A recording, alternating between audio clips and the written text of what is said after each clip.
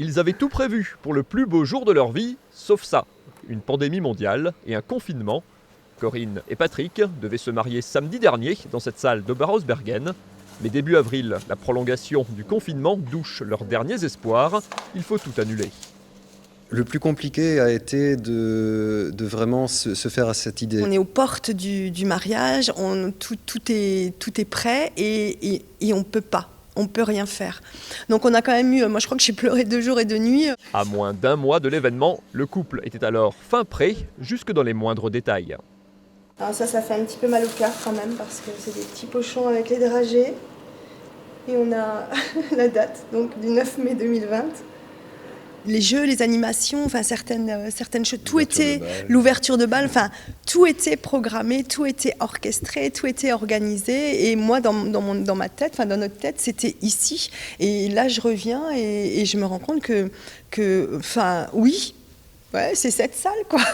c'est là que ça devait être. Le couple a choisi de repousser son union à l'année prochaine, un report qui lui a permis de ne pas perdre d'argent dans l'histoire.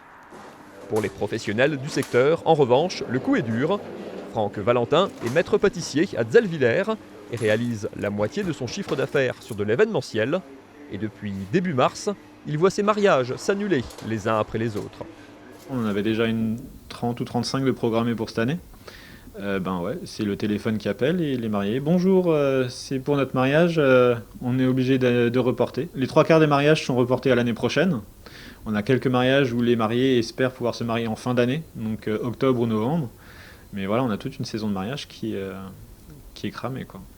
Car un mariage reporté à l'année prochaine, c'est un manque à gagner immédiat.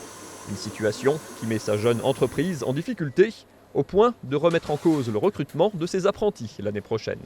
Les mariages, les salons et les différentes actions qu'on fait au cours de l'année, on a calculé à peu près 50 000 € de chiffre d'affaires perdu cette année.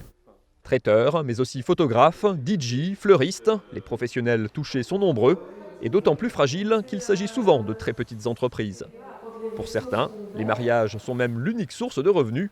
C'est le cas dans cet endroit étonnant, le château de Tanvillers, un cadre idyllique pour une noce au milieu des bâtiments du XVIIe siècle. La famille Wagner l'a racheté dans les années 80 et finance sa restauration en y organisant des événements. Les mariages représentent à peu près 90% de notre activité. Il y a un mariage par week-end, à peu près d'avril à octobre. Ici aussi, les reports et les annulations se succèdent.